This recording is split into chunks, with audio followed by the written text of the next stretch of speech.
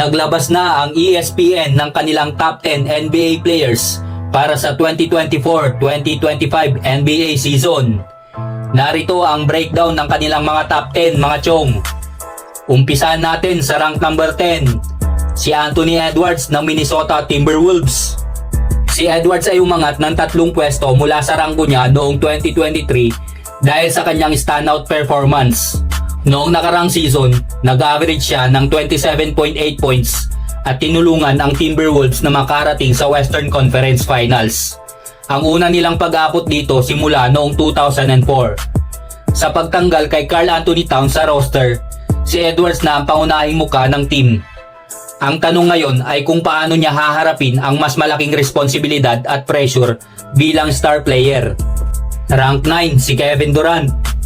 Bumaba ng 2 pwesto si Kevin Durant mula noong nakaraang taon. Hindi dahil bumaba ang kalidad ng kanyang laro, kundi dahil sa pagangat ng ibang mga manlalaro.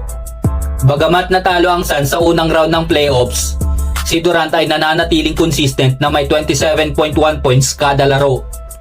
Isa sa mga tanong ngayong season ay kung sapat ba ang kasalukuyang lineup ng Suns para makuha ang tagumpay, lalo na sa pagdagdag ni Bradley Beal at Devin Booker sa team. Rank number 8, si Joel Embiid ng Philadelphia 76ers. Si Embiid ay bumaba ng 5 pwesto mula sa kanyang 3rd rank noong 2023 dahil sa mga injury na tumama sa kanya. Kahit naging MVP siya noong 2023, hindi siya nakapaglaro ng buong season dahil sa isang injury sa tuhod. Ang pinakamalaking tanong para kay Embiid ngayong season ay kung makakaya ba niyang maging malusog upang pamunuan muli ang Sixers sa isang malalim na playoff run. At eto sa rank number 7 mga chong, si LeBron James ng Los Angeles Lakers. Tumaas ng 2 pwesto si LeBron at kahit sa edad na 39 years old, patuloy pa rin siyang nagpapakita ng kahangahangang laro. Nanalo siya ng kanyang ikatlong Olympic gold medal at naging MVP. Ipinakita niyang kaya pa rin niyang makipagsabayan sa mga batang players. Ang malaking tanong ngayong season ay kung makakasama ba niya si Bronny James sa court matapos mapili si Bronny ng Lakers na 55th pick. At sa rank 6, si Steph Curry ng Golden State Warriors. Bumaba ng 1 pwesto si Curry mula noong nakaraang taon pero hindi nangangahulugang bumaba ang kanyang laro. Siya ang tinanghal na Clutch Player of the Year matapos manguna sa liga sa clutch points. Ang malaking hamon ngayong season ay kung paano makakapag-adjust si Curry ngayong wala na si Klay Thompson sa kanyang tabi na lumipat na sa Dallas Mavericks. Rank 5, si Jason Tatum ng Boston Celtics.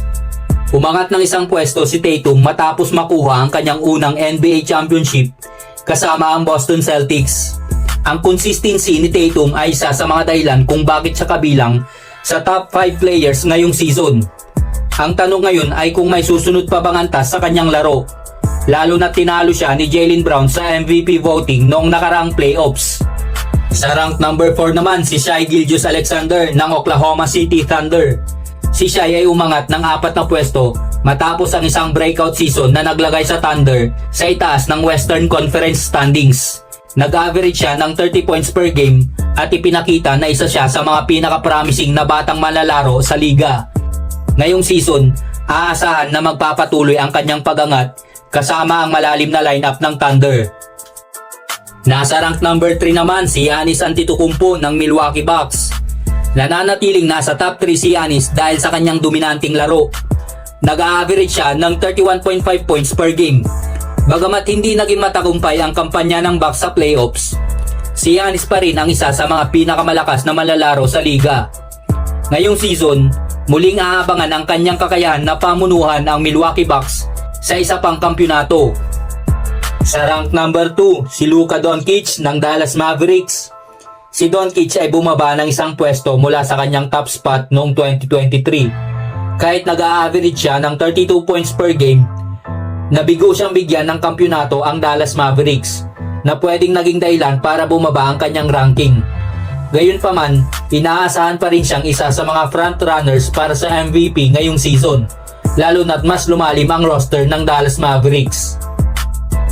At ngayon, sa rank number 1 naman, si Nikola Jokic ng Denver Nuggets. Si Jokic ang nangunguna sa listahan.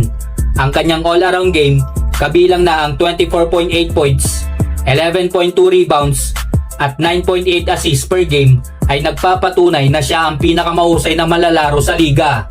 Ngayong season, muling aasahan na dadalhin niya ang Denver sa isang malalim na playoff run. Muli, maraming salamat sa inyong pagtutok mga chong at kita-kits ulit tayo sa susunod na episode.